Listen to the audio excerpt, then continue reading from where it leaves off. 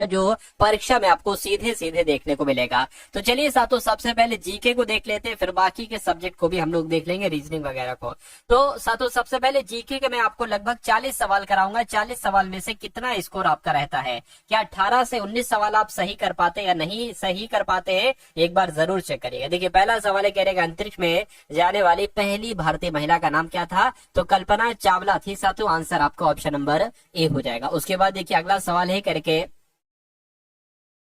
सरस्वती सम्मान पुरस्कार किस क्षेत्र में विशिष्ट कार्य के लिए दिया जाता है, तो ये तो साहित्य की अगर बात करें, साहित्य के क्षेत्र में दिया जाता है, यानी कि सरस्वती सम्मान पुरस्कार ये साहित्य के क्षेत्र में विशिष्ट कार्य के लिए दिया जाता है। उसके बाद देखिए कह रहे कि मनुष्य ने चंद्रमा पर पहली बार किस वर्ष में पैर रखा था, तो साथियों सबसे पहले नील आर्मस्ट्रॉन्ग की अगर बात करें तो ये चंद्रमा पर पहला कदम इन्हीं का था, यानी कि सबसे पहले नील आर्मस्ट्रॉन्ग चंद्रमा पर गए थे। और कब गए थे, तो 1969 में गए थे। उसके बाद देखिए, गाय का दूध पीला नहीं होता है, या गाय का दूध कम वसा युक्त होता है, या ज्यादा वसा युक्त होता है, या सफेद होता है, तो साथियों गाय का जो दूध होता है ना, ये कम वसा युक्त होता है। इसमें एक तरीके से साथियों वसा कम होता है ना। उसके बाद देखिए अगला सवाल कह रहे दूसरे महायुद्ध के अंतिम चरण में परमाणु बम विस्फोट से कौन सा शहर सबसे ज्यादा प्रभावित हुआ था, तो हिरोशिमा साथियों सबसे ज्यादा प्रभावित हुआ था। आंसर आपका जाएगा बी के साथ। उसके बाद देखिए कह रहे फफूंदी क्या है, मुझे बताइए। तो फफूंदी की अगर बात करें साथियों, आपसे पूछा जा रहा है फफूंदी क्या है, बताइए। तो फफूंदी मरजीवी एवं मृत उपजीवी ये दोनों है, इसलिए आंसर आपका जाएगा ऑप्शन नंबर सी के साथ। ये सवाल आएगा और ऑप्शन में से ये भी एक ऑप्शन होगा, आप लोग लगा देंगे।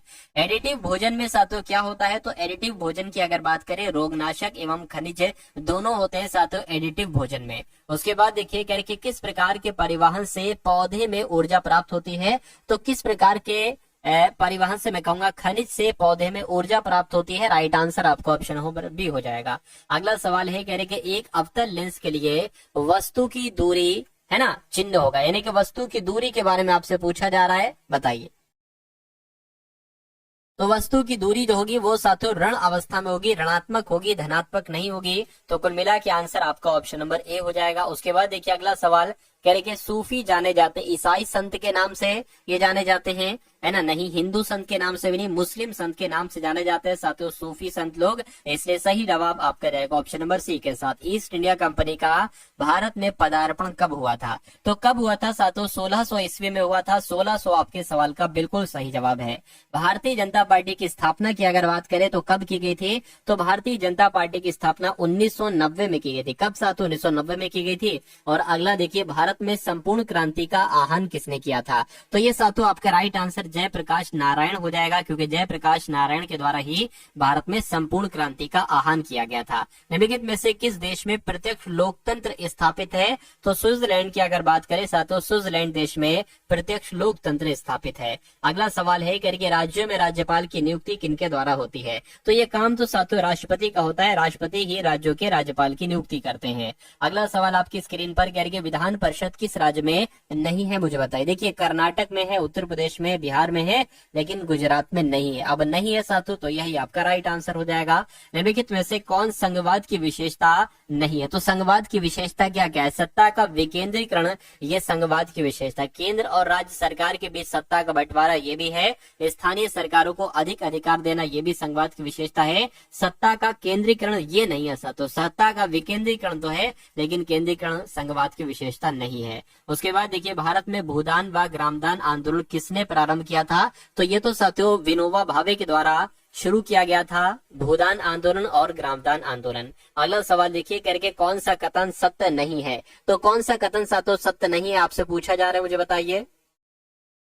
कौन सा कथन सत्य नहीं है। वर्ष 1971 में दहेज निरोधक अधिनियम बना, या उसके अलावा अगर बात करें दहेज मांगने वालों को न्यूनतम 5 वर्ष की सजा, ये बात बिल्कुल सही है। दहेज प्रथा आज भी एक समस्या है, बिल्कुल सही बात। लोगों को जागृत करने के लिए सरकार कई कदम उठा रही है, ये भी बात बिल्कुल सही है। देखिए 1971 नहीं, यहाँ पर होना चाहिए 1961, यानी कि दहेज निरोधक अधिनियम 1961 में बना था। तो कौन सा सही नहीं है, ऑप्शन नंबर ए वाला सही नहीं है, यह गलत है, तो यही आपका आंसर हो जाएगा। अगला सवाल आपके स्क्रीन पर है, यानी कि गांधी जी ने कौन सी पत्रिका शुरू की थी? तो गांधी जी के द्वारा साथियों कौन सी पत्रिका शुरू की गई थी, ये आपसे यहाँ पर पूछा जा रहा है। तो हरिजन की अगर बात करें, ये गांधी जी के द्वारा हरिजन नामक पत्रिका शुरू की गई थी। कह रहे कि दक्ष सार्क की वर्तमान में सदस्य संख्या कितनी है? तो कितनी है साथियों? 8 है। 8 आपके सवाल का बिल्कुल सही जवाब हो जाएगा। उसके बाद देखिए अगला सवाल जो कि साथियों बहुत इंपॉर्टेंट आपके लिए है। यहाँ पर अगर बात करें निर्वाचन प्रक्रिया के विषय में क्या सही है, तो ये इंपॉर्टेंट क्वेश्चन है, डिक्टो सवाल आपके एग्जाम में आएगा। कह रहे कि निर्वाचन में किसी उम्मीदवार को अपने क्षेत्र में 1/3 भाग से कम मत प्राप्त हो तो उसकी जमानत राशि जब्त हो जाएगी। गलत है। प्रत्येक पार्टी अपने चुनाव चिन्ह को खुद तैयार, ऐसा भी नहीं है। प्रत्येक दल अपना घोषणा पत्र तैयार करता है जिसमें उसके कार्यक्रम, सिद्धांत, उद्देश्य होते हैं। ये बात बिल्कुल सही है साथियों, ये बात मुझे बिल्कुल सही लगी, है ना। अगला सवाल देखिए, कह रहे कि मिस वर्ल्ड प्रतियोगिता का 72वां संस्करण कहाँ पर आयोजित किया गया है? तो यहाँ पर अगर बात करें साथियों, तो क्या आपका राइट आंसर होगा? एक बार आप लोग कमेंट करके मुझे आप लोग यहाँ पर बता दीजिए। चलिए, तो अगर आपका जवाब तेलंगाना है तो आपका जवाब बिल्कुल सही हो जाएगा। यानी कि मिस वर्ल्ड प्रतियोगिता का 72वां संस्करण कहां पर आयोजित होगा? तो तेलंगाना में हुआ है। उसके बाद देखिए किसने खेलो इंडिया यूथ गेम्स के 7वें संस्करण का उद्घाटन किया है? तो किसने साथियों किया है? नरेंद्र मोदी जी के द्वारा किया गया। बिल्कुल सही बात, मोदी जी आपका आंसर हो जाएगा। उसके बाद देखिए अमेरिकी राष्ट्रपति ने विदेशी फिल्मों पर कितने प्रतिशत टैरिफ लगाने की घोषणा की है? तो साथियों 100% टैरिफ लगाने की घोषणा की है। ये इंपॉर्टेंट क्वेश्चन है साथियों, आप लोग यहाँ पर याद रखेंगे। उसके बाद देखिए अगला सवाल आपकी स्क्रीन पर है, करके कलिंगा सुपर कप 2025 फुटबॉल प्रतियोगिता का खिताब किसने जीता है? मुझे बताइए। तो क्या गोवा ने जीता है? मैं कहूंगा बिल्कुल सही जवाब, कलिंगा सुपर कप 2025 फुटबॉल प्रतियोगिता का खिताब गोवा ने ही जीता है। नेक्स्ट नंबर का सवाल है, करके ब्रिटेन और ऑस्ट्रेलिया के विश्वविद्यालय ने किस भारतीय शहर में अपने परिसर स्थापित करने का फैसला किया है? तो अगर बात करते साथ तो यहाँ पर आपका राइट आंसर क्या होगा? नेवी मुंबई आपका आंसर हो जाएगा। ब्रिटेन और ऑस्ट्रेलिया के विश्वविद्यालय ने नेवी मुंबई में अपने परिसर स्थापित करने का फैसला किया है। उसके बाद देखिए INS शारदा अभ्यास के लिए किस देश क्या लिखा हुआ है? INS शारदा अभ्यास के लिए किस देश पहुंचा है? यानी कि अगर यहाँ पर बात करते हैं INS शारदा अभ्यास के लिए कौन से शहर में गया है, तो मालदीव गया है। मालदीव शहर में गया है, वो ऑप्शन नंबर सी होगा। उसके बाद देखिए कह रहे कि एंथनी अल्बानीज ने किस देश के प्रधानमंत्री का दूसरा कार्यकाल जीता है? तो यहाँ पर अगर ऑस्ट्रेलिया की बात करें तो बिल्कुल सही, ऑस्ट्रेलिया के प्रधानमंत्री का दूसरा कार्यकाल जीता है एंथनी अल्बानीज ने। चलिए साथियों, उसके बाद देख लीजिए अगला सवाल, कह रहे कि लॉरेंस वोग ने किस देश के प्रधानमंत्री का चुनाव जीता है? तो लॉरेंस वोग की अगर बात करें तो ये साथियों सिंगापुर के प्रधानमंत्री बने हैं। लॉरेंस वोग इनका नाम है और सिंगापुर के ये प्रधानमंत्री बने हैं। उसके बाद देखिए कह रहे कि शिवानंद जी का भी हाल फिलहाल में निधन हुआ है। ये कौन से साथियों? तो ये योग के गुरु थे, योग गुरु थे। आंसर आपका ऑप्शन नंबर बी होगा। किस राज्य में विश्व के पहले ऊर्जा संचरण उद्घाटन का उद्यान का उद्घाटन किया गया है? तो अगर बात करें कहां पर किया गया है, तेलंगाना में किया गया। बिल्कुल सही जवाब, तेलंगाना राज्य में विश्व के पहले ऊर्जा संचरण उद्यान का उद्घाटन किया गया है। उसके बाद देखिए आपसे पूछा जा रहा है कि किस राज्य में विश्व के पहले ऊर्जा संचरण उद्यान का उद्घाटन किया गया? तो ये तो अभी मैंने आपको बताया था साथियों, तेलंगाना आपका आंसर होगा। उसके बाद देखिए आपसे पूछा जा रहा है कि 9 मई 2025 को होने वाले मॉस्को विजय दिवस परेड में भारत का प्रतिनिधित्व कौन करेंगे?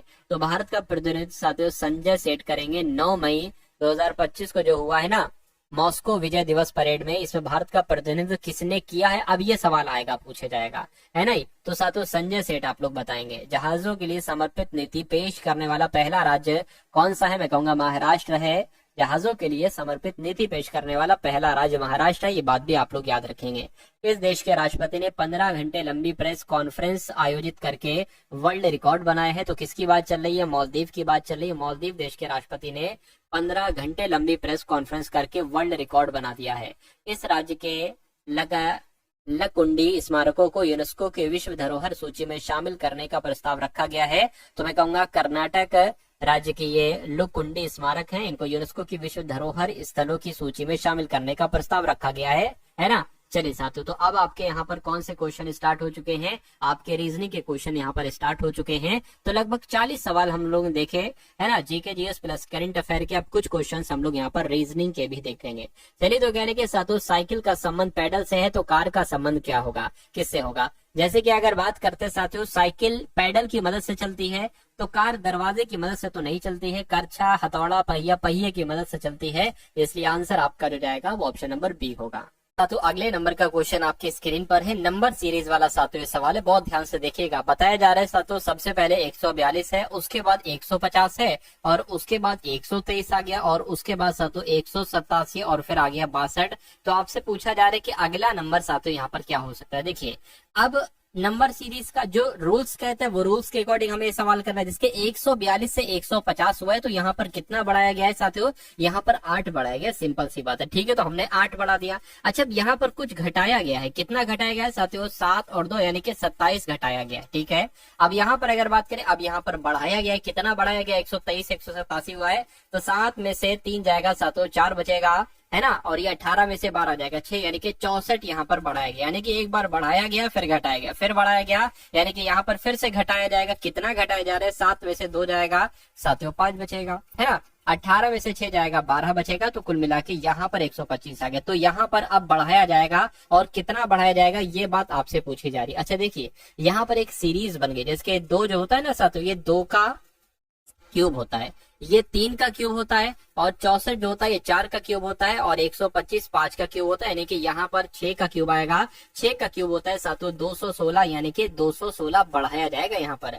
तो 62 और 216 कितना होता है, 6 और 2 8 हो गया, 7 और 6 और 1 7 हो गया, और 2 क्या 278 कहीं ऑप्शन में है। अगर 278 ऑप्शन में है तो ये हमारा बिल्कुल सही जवाब हो जाएगा, और बिल्कुल साथियों ऑप्शन नंबर डी वाले में है 278। तो जिनका भी आंसर यहाँ पर है ऑप्शन नंबर डी के साथ, तो बिल्कुल सही हो जाएगा। उसके बाद देखिए अगला क्वेश्चन है, क्या कह रहे हैं, निम्नलिखित विकल्पों में से उस घन का चयन कीजिए जो दी गई शीट को मोड़कर, अच्छा मोड़ने पर नहीं बनाया जा सकता। यानी कि आपके सामने साथियों पासा है, ये खुला पासा है और ये सारे बंद पासे हैं। तो इस खुले पासे को अगर हम साथियों बंद करते हैं तो कौन कौन सा एक तरीके से साथियों यहाँ पर बन सकता है और कौन सा नहीं बन सकता है, बस इतनी सी बात आपको कुल मिला के बताने। देखिए जैसे कि अगर बात करते हैं, जैसे कि मान लीजिए प्लस है, प्लस का विपरीत क्या है, प्रतिशत है, प्लस का विपरीत क्या हो जाएगा, प्रतिशत, और माइनस के विपरीत क्या हो जाएगा, ये हो जाएगा एक लकीर करके ऐसे करके, और फिर इस जीरो का विपरीत क्या हो जाएगा, एट द रेट हो जाएगा। तो अगर यहाँ पर सातु जीरो दिख रहा है ना, तो प्रतिशत नहीं दिखना चाहिए, बिल्कुल सही बात है, नहीं दिख रहा है ना। अच्छा ये ऐसे करके डैश है, अगर ये डैश दिख रहा है तो ये वाली लाइन नहीं दिख रहा चाहिए, नहीं दिख रही है। प्रतिशत अगर दिख रहा है तो प्लस नहीं दिख रहा है, या नहीं, यानी कि ये वाला पासा बन सकता है। ठीक है, इसकी अगर बात करें उसके इसमें कह रहे थे कौन सा नहीं बन सकता, तो एक नहीं बन सकता है, वही आपका आंसर होगा। देखिए अब प्रतिशत का विपरीत प्लस है तो प्रतिशत का विपरीत प्लस दिख रहा है, यानी कि ये वाला पासा नहीं बन सकता है।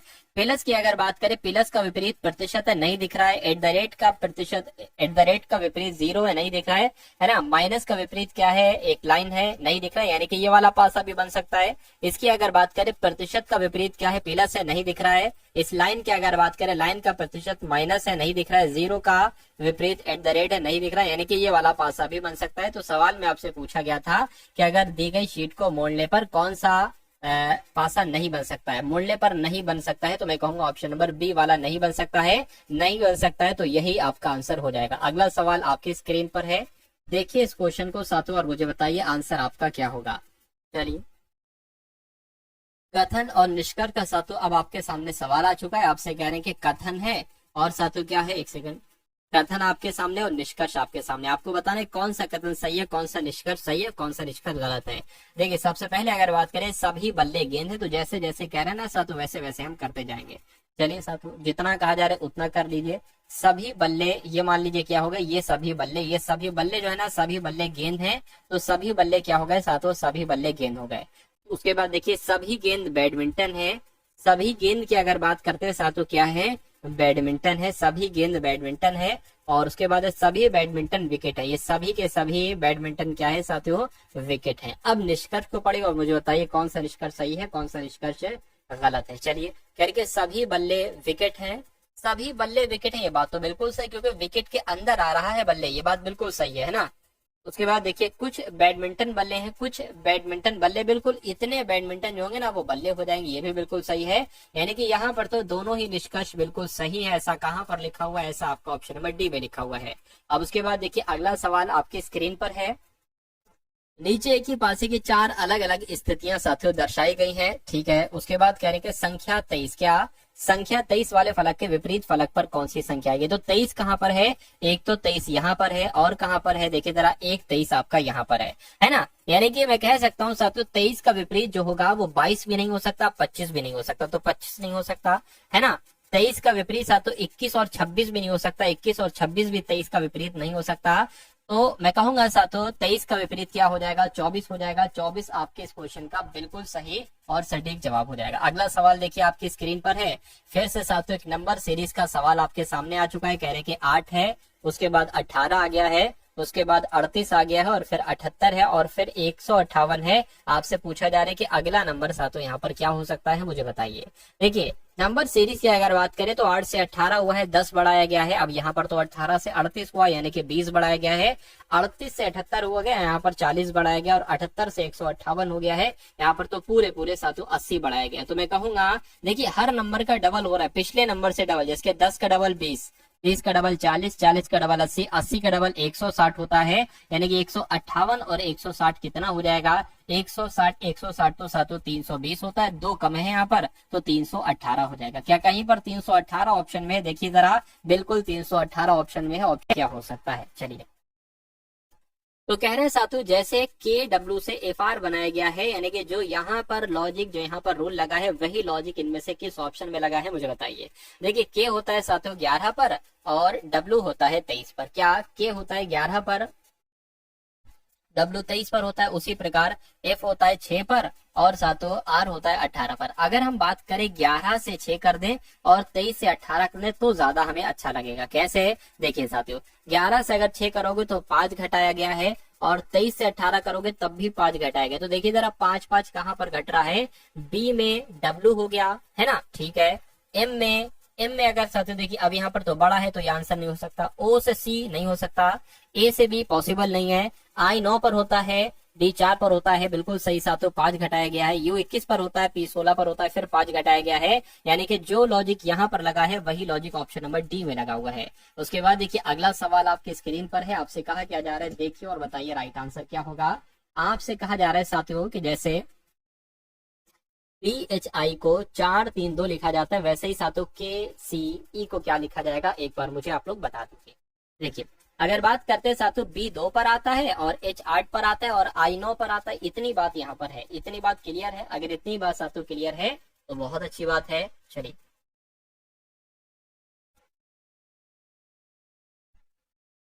अगर हम इन सब की गुणा करें तो देखिए 9 × 72 और 72 दुना कितना हो जाएगा, है ना। 72 दुना की अगर बात करें 2 दूना 4, 7 144 हो जाएगा।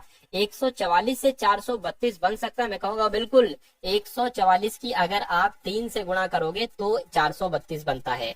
4 तियां 12 हो जाएगा, 3 चौक 12, 13 आपका हो जाएगा, 3 एकम 3 और 4, देखिए 432 बन गया। तो ऐसे ही हमें यहाँ पर करना होगा। देखिए 11 हो गया, 3 हो गया, 5 हो गया, इनकी गुणा कराइए। 33 पंजे कितना हो जाएगा साथियों, 33 पंजे की अगर बात करें तो यहाँ पर साथियों 5 और यहाँ पर 16 यानी कि 165 आ जाएगा। अब देखिए 165 तिया कितना होता है, एक जैसे आपने इसकी गुणा 3 से करी ऐसे इसकी गुणा भी 3 से करी। 3 पंजे 15 हो गया, 3 छंग 18 और एक आपका 19 हो गया, 3 एकम 3 और 4 हो गया। 495 कहीं पर है, मैं कहूंगा बिल्कुल 495 ऑप्शन नंबर सी वाले में है। तो जिनका आंसर ऑप्शन नंबर सी के साथ है तो बिल्कुल सही होगा। उसके बाद देखिए अगला सवाल आपसे पूछा जा रहा है कि एक निश्चित कोड भाषा में TDG को लिखा जाता है 1680, PHI को, ये तो पहले वाला सवाल लग रहा है ना। चलिए कोई दिक्कत नहीं। अगला देखिए साथियों आपकी स्क्रीन पर सवाल है, देखिए और मुझे बताइए राइट आंसर आपका क्या होगा। आपसे क्या कहा जा रहा है, यानी कि ए बी का पिता है, बी सी का भाई है, सी डी का पति है और डी ई की बहन है, ई एफ की माँ है, एफ जी की पत्नी। परिवार में कुल कितने पुरुष हैं, तो जैसे जैसे कहा जा रहा है वैसे वैसे हम करते जाएंगे। बी का पिता ए है, हमें अभी इतना पता है कि बी का पिता जो है ना, चलिए सातु बी का पिता हम मान लेते हैं सातु कौन हो जाएगा, ए हो जाएगा। बी का पिता ए हो जाएगा तो ये ए, क्योंकि इसमें पुरुषों की संख्या पूछी गई है तो एक हमें ये पुरुष मिल गया, पुरुष के लिए प्लस लगा देंगे। बी का पिता ए हो गया। यानी कि सी का भाई बी है, यानी कि जो सी है ना, सी का भाई कौन है, सातु बी है, यानी कि ये भी एक पुरुष होगा। उसके बाद कह रहे डी का पति सी है, डी का पति है ना, डी का पति कौन है सातु, डबल, पति पत्नी के लिए डबल लाइन बनाते हैं। डी का पति सी है यानी कि ये भी एक पुरुष होगा, डी का पति सी है। कहने के ई की बहन डी है, ई की बहन डी है, ई की बहन जो है ना डी है, यानी कि माइनस होगी, अब इसके बारे में नहीं पता है। यानी कि एफ की माँ ई है, एफ की माँ, एफ की माँ कौन है सातों, ई है, यानी कि ये महिला होगी। यानी कि जी की पत्नी एफ है, जी की पत्नी की अगर बात करते हैं, जी की पत्नी सातों एफ हो जाएगी, तो ये महिला होंगी, ये पुरुष होगी, यानी कि पति ये पत्नी होंगी। यानी कि परिवार में कुल कितने पुरुष हैं, तो 1 2 3 4, यानी कि 4 पुरुष हैं। 4 कहाँ पर लिखा हुआ है, ऑप्शन नंबर बी में लिखा हुआ है, तो जिनका आंसर ऑप्शन नंबर बी के साथ है, तो बिल्कुल सही है। तो यहाँ से अब आप कुछ क्वेश्चन देख लेंगे साथियों मैथ के, है ना। चलिए, तो मैथ का सवाल है, कह रहे कि एक कर्मचारी के वेतन में 30% की वृद्धि की गई है, जिससे उसका वेतन 910 हो गया। तो बढ़ोतरी होने से पहले उसका वेतन क्या था, ये आपसे पूछा जा रहा है। देखिए, यानी कि बढ़ोतरी होने से पहले, यानी कि उसके वेतन में 30% की वृद्धि हुई है। पहले उसका बढ़ोतरी होने से पहले उसका वेतन कितने प्रतिशत था साथियों, 100% था, है ना। जब 100% में 30% की वृद्धि हुई है तो साथियों कितना हो गया, तो 130% हो गया। यानी कि 130% हुआ है और उसकी वैल्यू कितनी है, 910 है। तो 130% बराबर साथियों क्या है, 910 है। आपसे 100% की वैल्यू पूछी जा रही है, तो ये हो जाएगी साथियों 1% की वैल्यू। आपको 100% की वैल्यू निकालना है, तो 100 से इसकी गुणा कर दीजिए, 0 से 0 कैंसिल हो जाएगा, 13 पंजे 65, 13 छंग 78, 13 सत्ते 91, 7 की 100 से करोगे तो 700 आ जाएगा। यानी कि बढ़ोतरी होने से पहले उसका वेतन कितना था, 700 था। 700 आपके सवाल का बिल्कुल सही जवाब हो जाएगा। उसके बाद देखिए साथियों, अगले नंबर का क्वेश्चन आपकी स्क्रीन पर है। आपसे कहा जा रहा है कि एक स्कूल में गणित भौतिकी रसायन, क्या गणित भौतिकी रसायन विज्ञान के लिए सीटें 7:8:9 के अनुपात में है। यदि सीटों को क्रमशः 30%, 40%, 50% बढ़ाने का प्रस्ताव है, तो बढ़ी हुई सीटों का अनुपात क्या होगा। देखिए, अगर हम मान लेते हैं मैथ, है ना, ये मैथ हो गई और ये फिजिक्स हो गई और ये साथियों केमिस्ट्री हो गई। अब मान लीजिए साथियों, इसको हम 7 8 9 ना करके 70 80 90 कर लेते हैं। 70 80 90 इसको हमने कर लिया, कोई दिक्कत नहीं। ये हमने इसलिए किया है क्योंकि हम 70 का 30% निकाल सकते हैं, लेकिन 7 का 30% निकालेंगे फिर पॉइंट में आंसर आएगा। देखिए, 90 का सबसे पहले 50% निकाले तो कितना हो जाएगा साथियों, 45 हो जाएगा, है ना। अब उसके बाद अगर हम साथियों यहाँ पर 80 का 40% निकाले तो 80 का 40% कितना होगा, देखिए जरा, 32 हो जाएगा, है ना। 0 से 0 कैंसिल, 4 8 32 हो गया, ठीक है, कोई दिक्कत नहीं। यानी कि अच्छा सॉरी, यहाँ पर बढ़ोतरी हुई है, मतलब 90 में आपको 45 बढ़ा के बताने, तो एक काम करता हूँ, एक स्टेप अगली न लिखकर इसको बढ़ा के ही बताते हैं। अरे भाई, ये तो 90 है, इसमें आपको 50% बढ़ा के बताना है, तो 50% इसका 45 होगा, तो 90 और 45 कितने हो जाएंगे, 135 हो जाएंगे। और ये 80 और 32 कितने होंगे, 80 और 32 की अगर बात करें 110 112 हो जाएंगे, 112 हो गया। और अगर 30% यानी कि 70 का हम 30% अगर सातों निकाले तो 7 या 21, यानी कि 70 और 21 कितना हो जाएगा, 80 90 91 हो जाएगा। तो कुल मिला के अगर हम बात करते हैं तो बढ़ी हुई सीटों का अनुपात क्या होगा, 91 112 135। क्या कहीं ऑप्शन में लिखा हुआ है, मैं कहूंगा बिल्कुल लिखा हुआ है, ऑप्शन नंबर ए में लिखा हुआ है। तो जिनका आंसर ऑप्शन नंबर ए के साथ है, तो बिल्कुल सही हो जाएगा। उसके बाद देखिए, अगला सवाल आपकी स्क्रीन पर कह रही है 12% लाभ और 4% की हानि पर किसी वस्तु के विक्रय मूल्य के मतलब मूल्यों का अंतर जो है ना 28 है। वस्तु का क्रय मूल्य आपको बताना है। देखिए, 12% लाभ की अगर बात करें तो 112% हो जाएगा, 4% की हानि की बात करें तो 96 हो जाएगा। ये चीज आप समझ में आई ना। अरे भाई, 12% का लाभ यानी कि 112% में बिकी, 4% की हानि यानी कि 96% बिकी। तो इसका अंतर आपको दे रखा है। इसका अंतर की अगर बात करें, कितना इसका अंतर हो जाएगा, एक तरीके से अगर यहाँ पर हम लोग बात करें तो इसका अंतर साथों यहाँ पर 28 दे रखा है। और इसका वाकई में अंतर कितना है, 12 और 4, इधर कितना डिफरेंस है, 16, यानी कि 16% की वैल्यू जो है वो सातों 28 दे रखी है। तो क्रय मूल्य आपको बताना है, यानी कि 100% की वैल्यू आपको बताना है। 16% की वैल्यू 28 है, 1% की वैल्यू 28/16 हो जाएगी। इसकी 100 से गुणा कर दीजिए, ये हो जाएगा, है ना। तो 2 से कट करेंगे 14 आ जाएगा, ये 8 आ जाएगा, ये 7 आ जाएगा और ये सातों 4 आ जाएगा। इसको इससे कट करेंगे तो साथियों 25 आ जाएगा। 25 सत्ते कितने होते हैं, मैं कहूंगा 25 सत्ते तो 175 होते हैं। तो वस्तु का क्रय मूल्य कितना निकलेगा, 175 निकलेगा। 175 साथियों जिनका आंसर है, मैं कहूंगा आंसर आपका बिल्कुल सही है। उसके बाद देखिए, अगला सवाल आपकी स्क्रीन पर है साथियों, देखिए और बताइए आपके इस क्वेश्चन का आंसर क्या होगा। देखिए, ये सब अंडर रोड में है ना। और यहाँ पर एक और चीज मैं आपको बता दूं, यहाँ पर एक ऐसे बड़ा सा अंडर रोड है और फिर साथियों ये उसके अंदर है ना। और फिर उसके अंदर सातों ये है, तो इसको आपको कैलकुलेट करना। देखिए ये तो होता है किसका, 14 का स्क्वायर होता है, तो यहाँ पर अंडर रूट में क्या हो जाएगा, 14 गुणा 14 हो जाएगा, तो एक 14 बाहर आ जाएगा यहाँ से, है ना। तो अब सातों कैसे हो जाएगा, 107 प्लस 14 हो जाएगा, एक अंडर रूट हट गया, है ना। उसके बाद सातों, अच्छा एक ये और है, चलिए कोई दिक्कत नहीं, 214 यहाँ पर लिखा हुआ है। अब 107 और 14 कितना होता है, मैं कहूंगा 121 होता है, यानी कि अब इस वाले अंडर रूट में क्या आ गया, 121 आ गया। 121 क्या होता है, 11 गुणा 11 होता है, तो यहाँ से सातों क्या हो जाएगा, 11 बाहर आ जाएगा, यानी कि 214 और अंडर रूट में क्या हो जाएगा, 11 आ गया। 214 प्लस 11 कितना होता है, 225 होता है अंडर रूट में, तो सातों अंडर रूट में अब क्या आ जाएगा, 15 गुणा 15 आ जाएगा, मैं कहूंगा एक 15 यहाँ से भी बाहर आ जाएगा। तो कुल मिला के इस क्वेश्चन का आंसर आपका जो रहेगा वो ऑप्शन नंबर बी के साथ जाएगा, यानी कि 15 आपका बिल्कुल सही जवाब हो जाएगा, है ना। चलिए